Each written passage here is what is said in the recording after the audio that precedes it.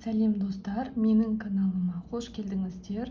Бұл видеоның тақырыбы бүгін 9 сынып 1 бөліміндегі, яғни химия кітабының осындай 50-ші беттегі, мектеп оқулығының 50-ші беттегі осындай 1-2 деген тапсырмаларды орында деген тақырып соңындағы сұрақтардың ең астыңғы бөлігіндегі осы 2 есепті шығарып көрсететін боламын. Міндетті түрде видеоны соңына дейін көріңіз. Бізге берілген бірінші есептің шарты мынандай: құрамында 16 грамм мыс сульфаты бар тұз ерітіндісіне натрий гидроксидінің 12 грамм ерітіндісін қосты. Түзілген тұнбаның массасын анықтаңдар деп тұр. Және де бұл жерде жауабы да көрсетілген екен. Осы есепті шығарып үйренейік. Өте мұқият қараңыздар, және де міндетті түрде қағаз қалам алып бірге жазып отырсаңыздар әлде қайда түсініктірек болады. Ең бірінші есептің берілген шартын жазып үйренейік. Мыс сульфаты 16 грамм. Массаны біз М деп белгілейміз. Мен бұл шамаларды айтудан жалықпаймын, өйткені барлық есептерде осы шамалар қайталанып отырады. Мыс сульфаты болғандықтан бұл жерде купрум С4, мінекей масса купрум С4 16 грамм. Одан кейін бізде берілген натрий гидроксидінің 12 граммы. 12 граммы дегеніміз бұл массасы. Натрий гидроксиді сөзбен жазылады, натрий гидроксиді деп. Ал оны біз таңбасы қалай таңбаланатын формуласын біз жатқа білуіміз керек. Яғни бізде нағыз химик болу үшін, есептерді жеңіл шығару үшін әрине бізде сөздің қажеті жоқ, тек қана формулалармен жазатын боламыз. Яғни сөздердің барлығы бізде қысқаша формулалар арқылы жазылады. Мысалы, купрум сульфаты, мыс сульфаты деп ұзын сөзбен жазылса, біз қысқаша осылай жазамыз: купрум С4, натрий гидроксиді болса натрий OH деген сияқты. Мінекей массалары берілген екен, және түзілген тұнбаның массасын анықтау керек. Табу керек. Масса жақшаның ішіне мен тұнба деп қоямын, немесе тұнбаның белгісі мынандай, осындай қойсақ болады, өзімізге түсінікті болуы үшін. Енді осы екі зат бір-бірімен әрекеттескен деп жазылған, сондықтан да реакция теңдеуін жазу өте маңызды болып табылады. Басқа түспен жазайын. Және де түсініктірек болу үшін өзіңізге түрлі түсті қаламдар алып қойсаңыз болады. Мысалы, түрлі түстімен жазған кезде көзге көрініп тұрады, әрі есте сақтауға өте ыңғайлы болады.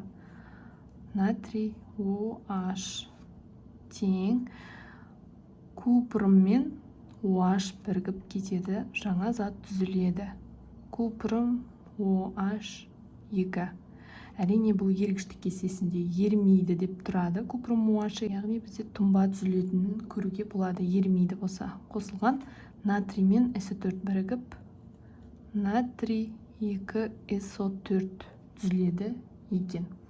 Енді біз реакцияның теңескенін, әрине біз реакцияның теңесуін қарауымыз керек. Теңеспеген болса, коэффициенттерін қоюымыз керек. Мысалы, бірінші купрум біреу реакцияға дейін, реакциядан кейін біреу тең С4 біреу, С4 біреу, натрий біреу, натрий реакциядан кейін екеу. Сондықтан да мына натрийдің алдына 2 қоямыз. Сонда натриіміз екеу, бізде оттегіміз екеу, сутегіміз екеу болды. Яғни OH екеу, OH екеу тең болып тұр екен. Яғни бізде реакция осымен тең деп айтуға болады. Тең белгісін қойдық. Белгілі заттар бізде купрум С4-тің массасы, натрий OH-тың массасы берілген. Табу керек бізде купрум OH. Яғни бізде тұнба осы купрум OH 2. Мінекей тұнба белгісі, осының массасын табу керек. Бізге 2 масса берілгендіктен біз әрқайсысына тиісті зат мөлшерлерін тауып алатын боламыз. Зат массасын табу формуласын мына жерге мен әдемдеп жазып қояйын. Зат мөлшері қазір біз есептейтін негізгі формула, жалғыз формула М бөлінген М-ға. Зат мөлшері тең кішкентай М бөлінген үлкен М-ға. Кішкентай М зат массасы, үлкен М деген молекулалық массасы екен.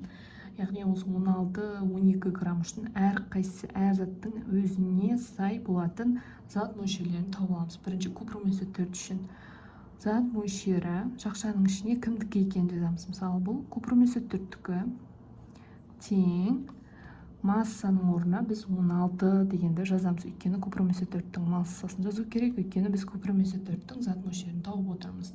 Астына М деп тұр. М деген бұл купрум S4-тің молекулалық массасы, яғни кесте бойынша массаларын қосамыз. Қараңыз, купрум 64, S бізде күкірт 32, оттегі 16, 16-ны 4-ке көбейтеміз, және де барлығын қосқан кезде 160 болады екен. 16-ны 160-қа бөлгенде 0,1 болады. Яғни бұл бізде моль. Зат мөлшері. Келесі екінші зат мөлшеріміз. Бұл екінші натрий OH үшін тауып аламыз. Натрий OH үшін тауып аламыз. Бұл массасы натрий OH-тың 12, яғни эмері, бұл жерде натрий OH-тың эмері кесте бойынша массалар, яғни натрий бізде 23, оттегі 16, сутек 1, бәрін қосқан кезде 40 болады екен.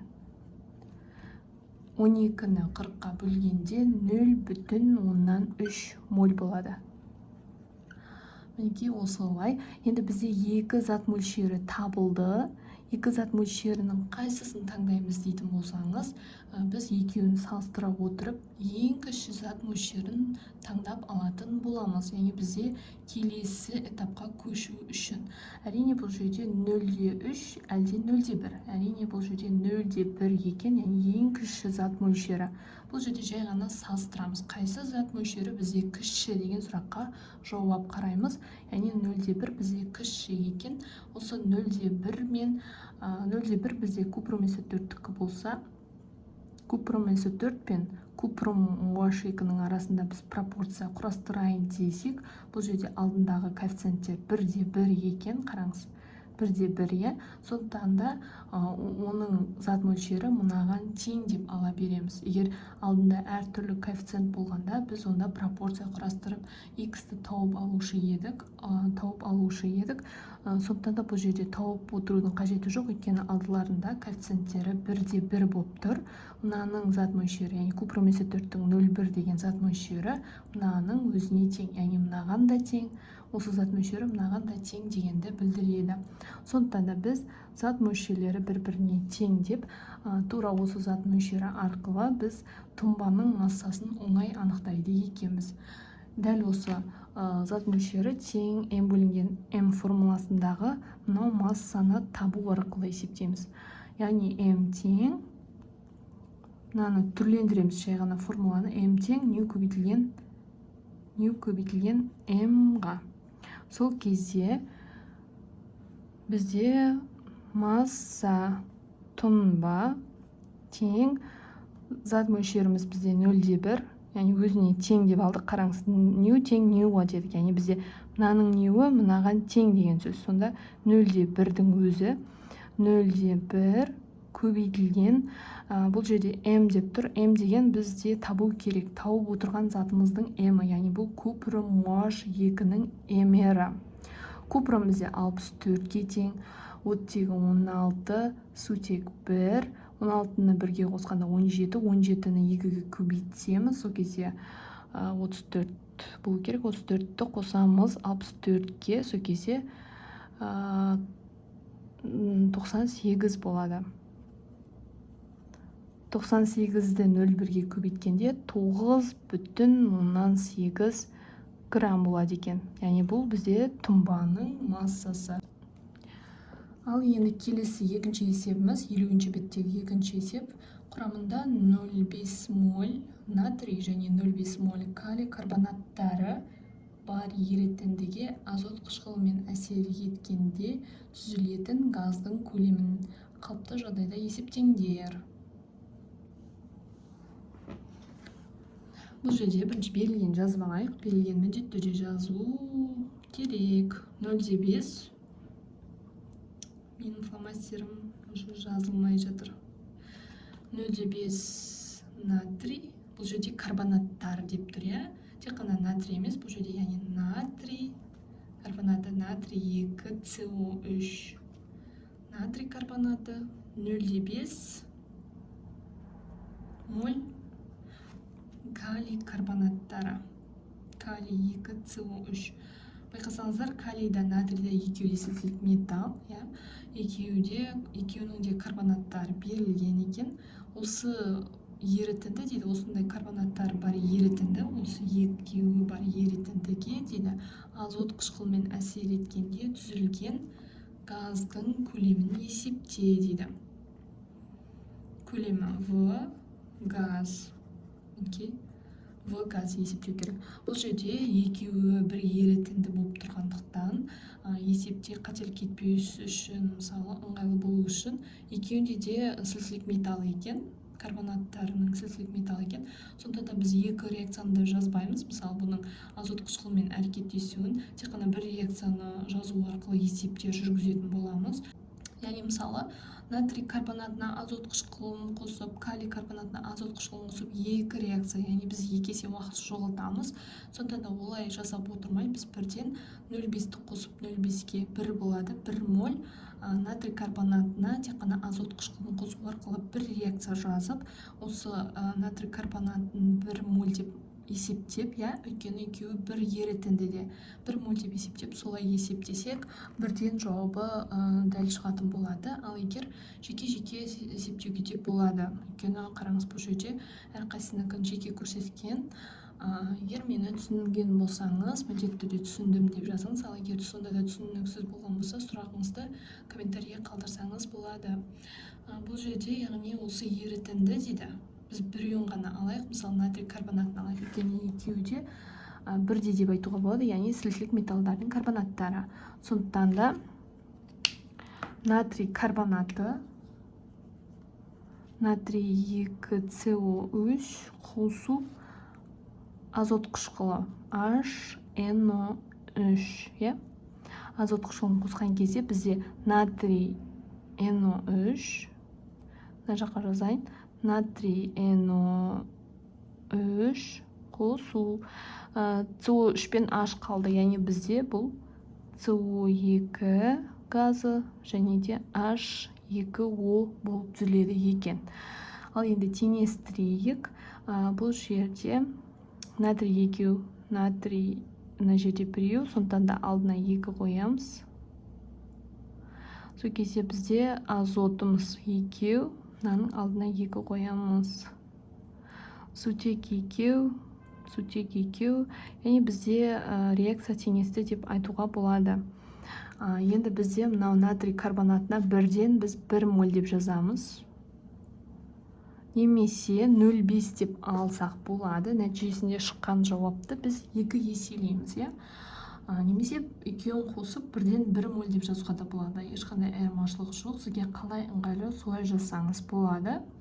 Бірінші біз берілген бұл жерде табу керек, бізде мынау газдың көлемі деп айтылып тұр. X литр табу керек. Мына жерде дайын зат мөлшері бар екен.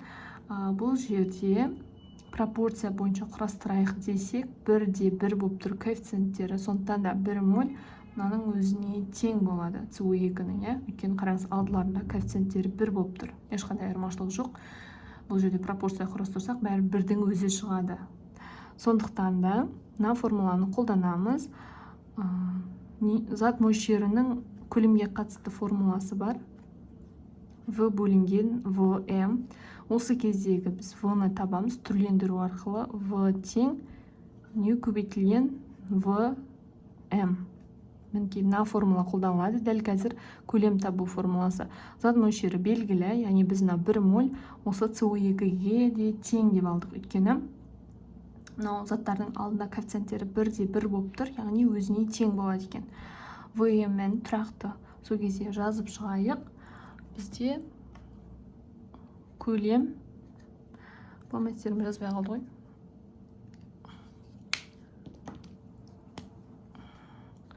Көлем CO2, яғни бізде газ, зат мөлшері бізде 1 моль, 1 моль мынаған тең деп алдық. 1 моль көбейту ВМ 22-де 4. Сонда 22-де 4 литр болады екен. Яғни жауабы дұрыс. Біздің газымыздың көлемі осыған тең. Мысалы, мынаны біз 0,5 деп алатын болғанда, 0,5, иә, 0,5 болған кезде 0,5-ті сонда 22-де 4-ге көбейткенде бізде 11-де 2 болатын еді. Яғни біз бәрібір 2 есе алуымыз керек, өйткені бізде екінші 0,5-те бар, иә. Қараңыз, біз тек қана біреуін алсақ, онда екіншісін де алу керекпіз, өйткені бір ерітіндіде. Осы ерітіндіге біз мынау азот қышқылын құйып отырмыз, сондықтан да 2 есесін алатын едік, бәрібір болатын. Яғни мен осыны түсіндіргім келді.